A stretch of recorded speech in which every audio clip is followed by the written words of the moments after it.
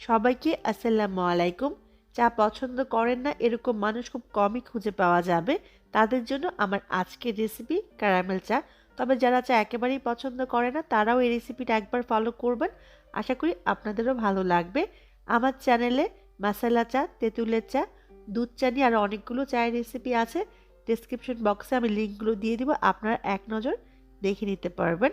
Caramel চা বানানোর জন্য আজকে আমি এখানে সাদা চিনিটা ব্যবহার করব। আপনি চাইলে ব্রাউন সুগারটাও ব্যবহার করতে পারবেন। আজকে আমি 2 কাপ চা বানাবো, সেই অনুপাতেই প্রত্যেকটা উপকরণ ব্যবহার করব। নিয়ে নিচ্ছি একটা হাঁড়িতে 2.5 টেবিল চামচ পরিমাণ চিনি। তবে চায়ে মিষ্টি কতটুকু খাবেন তার উপর ডিপেন্ড করে চিনির পরিমাণটা আপনি কম বেশি করে নিতে পারেন। এবার চুলা আঁচটা মাঝারি করে হাঁড়িটাকে ঘুরিয়ে ঘুরিয়ে চিনিটাকে আমি ক্যারামেল বানিয়ে নিব। ক্যারামেল বানানোর জন্য এখানে আমি কোনো রকম পানি ব্যবহার করব না। আর চুলা আঁচটা বাড়িয়ে দিবেন না, এতে দেখা যাবে ক্যারামেলটা পুরো তিতা হয়ে যাবে, চায়ের টেস্টটা ভালো আসবে না। যখনই চিনিটা ঠিক এরকম একটা কালার চলে আসবে, মানে ক্যারামেলটা খুব সুন্দর একটা কালার চলে আসবে, তখন এর মাঝে আমি পানি দিয়ে দিব। তবে ক্যারামেলটা যেন বেশি পুড়ে না যায় সেটা খেয়াল রাখতে হবে। দিয়ে দিচ্ছি এখানে আমি 2 কাপ পরিমাণ পানি। চায়ের পানিটা দেওয়ার সময় কাপটা সম্পূর্ণ ভরে তারপর পানিটা দিতে হবে, কারণ চা পাতা দেওয়ার পরে কিন্তু পানি অনেকটাই শুকিয়ে যাবে, সেজন্য পানি কম দেওয়া যাবে না। আজকে চাটা আমি গুঁড়া দুধ দিয়ে বানাবো, আপনি চাইলে লিকুইড দুধ দিয়েও বানাতে পারেন। সেক্ষেত্রে এই পর্যায়ে লিকুইড দুধটা ব্যবহার করতে হবে। তবে অনেকেই বলে দুধ দেওয়ার পরে দুধটা ছানা হয়ে যায়, সেক্ষেত্রে প্রথমে হাফ কাপ পানি দিয়ে ক্যারামেলটা গলিয়ে নেবেন, তারপর দুধটা ব্যবহার করবেন।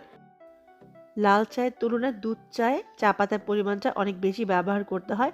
প্রতি 1 কাপ চায়ের জন্য 1 টেবিল চামচ চা পাতা ব্যবহার করতে হয়। আজকে আমি চাটা একটু কড়া বানাবো, সেজন্য আমি আজকে 2.5 টেবিল চামচ চা পাতা ব্যবহার করব। তবে যারা কড়া চা খেতে পছন্দ করেন না তারা এখানে 1.5 থেকে 2 টেবিল চামচ পরিমাণ চা পাতা ব্যবহার করবেন। চা পাতা একেবারে অল্প ব্যবহার করলে দুধ চা খেতে কিন্তু ভালো লাগে না, পানসে লাগে। এবার চুলা আঁচটা মাঝারি করে আমি মিনিট খানেকের মতো চা পাতাটাকে ফুটিয়ে নিব, এতে চায়ের লিকারটা বের হয়ে আসবে। আজকে চাটা আমি গুঁড়া দুধ দিয়ে বানাবো, সেজন্য একটা বাটিতে নিয়ে নিচ্ছি 3 টেবিল চামচ পরিমাণ গুঁড়া দুধ। গুঁড়া দুধ যত বেশি ব্যবহার করবেন চা তত ঘন হবে এবং খেতে অনেক ভালো লাগবে। তবে আপনি যদি বেশি ঘন চা খেতে না চান তাহলে প্রতি 1 কাপ চায়ের জন্য 1 টেবিল চামচ গুঁড়া দুধ ব্যবহার করবেন। গুঁড়া দুধটা প্রথমে আমি গুলিয়ে নিব। সরাসরি চায়ে দিলে অনেক সময় দেখা যায় গুঁড়ো দুধটা সম্পূর্ণ গলে যায় না, একটু দানা দানা থেকে যায়। সেজন্য প্রথমেই আমি 1/4 কাপ পানি দিয়ে দুধটাকে গুলিয়ে নিব। অবশ্যই হালকা গরম পানি দিয়ে গুলাবেন, এতে দুধটা খুব সহজেই পানির সাথে মিশে যাবে। গুঁড়া দুধটাকে খুব ভালো করে আমি গুলিয়ে নিয়েছি। এবার দুধটাকে আমি চায়ের মাঝে দিয়ে দিব। দুধটা চায়ের মাঝে দেওয়ার পরে আরও মিনিট খানেকের মতো চাটাকে আমি ফুটিয়ে নিব। চাটাকে আরও 1 থেকে 1.5 মিনিট ফুটিয়ে নিলে তৈরি হয়ে যাবে খুবই মজার ক্যারামেল চা। চাটা আমার রেডি হয়ে গেছে, এবার আমি উঠিয়ে নিব। তবে আপনি যদি আরেকটু ঘন খেতে চান তাহলে আরও মিনিট খানেকের মতো চুলায় রাখতে পারবেন। তবে আমার চাটা এইটুকুই পারফেক্ট আছে। এবার আমি চুলা থেকে নামিয়ে নিব।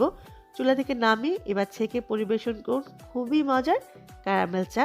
যারা চা লাভার আছেন তারা তো অবশ্যই একবার হলেও বানাবেন, আর যারা পছন্দ করে না তারাও একবার এই চাটা বানিয়ে খাবেন। আশা করি আপনাদের ভালো লাগবে। ক্যারামেল চাটা একবার হলেও বাসায় বানাবেন আর আমার কমেন্ট বক্সে জানাবেন কেমন হলো। ক্যারামেল চায় প্রচুর ফেনা হয়, ফেনাটা ফেলে আমি একটু আপনাদের দেখাচ্ছি চাটা কতটা পারফেক্ট হয়েছে।